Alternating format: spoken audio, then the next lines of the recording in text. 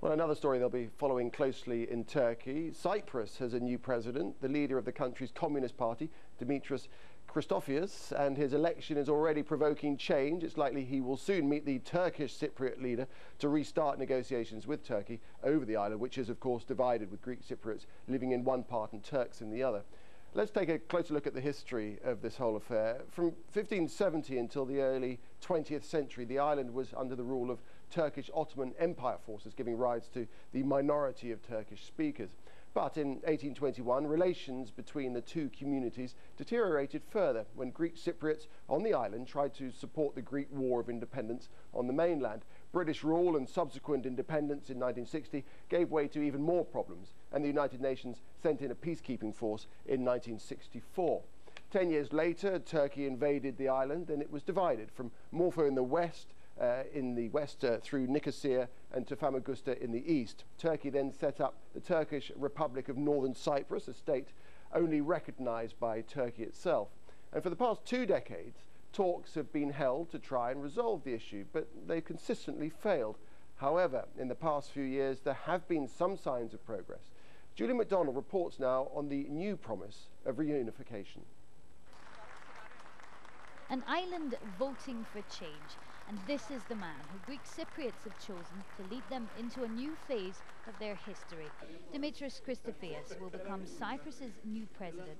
Cypriots stood in line and voted for their new leader, a Soviet-educated head of the island's Communist Party. Like his rival, Yanis Kasalides, he staked his campaign on the pledge of reunification. But aside of that one promise, Cypriots had to choose between two vastly different ideological rivals. Christofias, although a communist, is unlikely to impose a massive swing to the left in Cyprus. Their new president, though, is confident that he can carry out the promise to reunify the north of the island with the south. We should roll up our sleeves, work hard to reunite our country. Division is no longer acceptable. If it is cemented, it will be catastrophic for our people and our country. His plan is to offer an olive branch to the Turkish Cypriots in the north soon after taking office, and voters want to see action quickly. I would like some initiative, and hopefully whoever gets elected will show that initiative. I am waiting for the official talks to start immediately so that I can go back because I'm a refugee. I am waiting with great agony for a solution.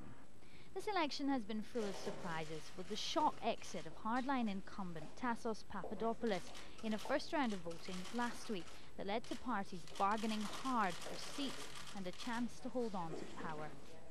Cyprus has been a divided island since 1974, when Turkey invaded in an attempt to unite the island with Greece. It's technically an EU member, but those benefits are only available to those in the internationally recognised Greek Cypriot South. It's this history of bloody division in Cyprus which may make winning the election the easy part. There are a lot of things that still have to fall in place. There are a lot of issues that are going to need to be discussed. The economy, the constitution, question of Turkish settlers, questions of Greek Cypriot refugees, property, compensation. There's a whole range of issues that the new president is actually going to have to sit down and talk about. It's not just simply a question of being elected and tomorrow there can be a settlement. It's going to be a little bit more complicated than that. What comes next is the huge task of reuniting the people of this divided island. Julie MacDonald, Al Jazeera. Well, let's take this on a little bit. Joining us now from Cyprus is Dr. Hubert Faustman, an expert in Cypriot politics at the University of Nicosia. Dr. Faustman, does Christofias' victory mean talks on reunification will happen straight away? I think so. I mean, it has been clear before tonight's second round that the moderate pro-solution candidate would win the election. And he has announced that he will meet the Turkish Cypriot leader soon under UN auspices. So we can expect talks to start very soon. And does that mean that the United Nations will move Cyprus further up their agenda?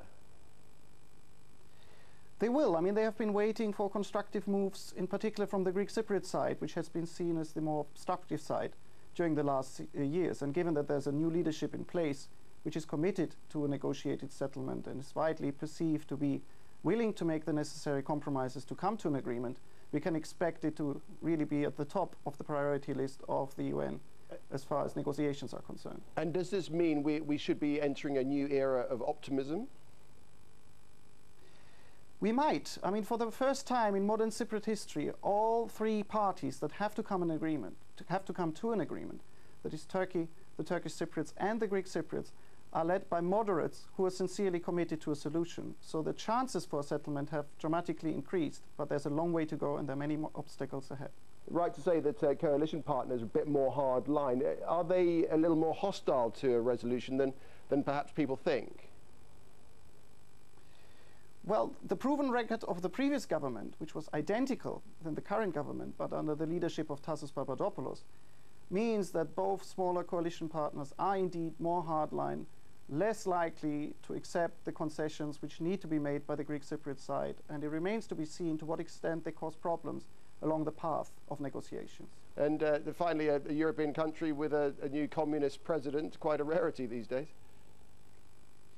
It's a rarity, but I think that it's mostly an issue of misperception, since the communists in Cyprus are in reality social democrats that keep the illusion alive that they're still communists, but in practice are a pragmatic, social democratic political force that will not do anything which is commonly associated with communist parties. All right, Dr. Hubert Faustman from the University of Nicosia, many thanks for your perspective on this story. Thank you.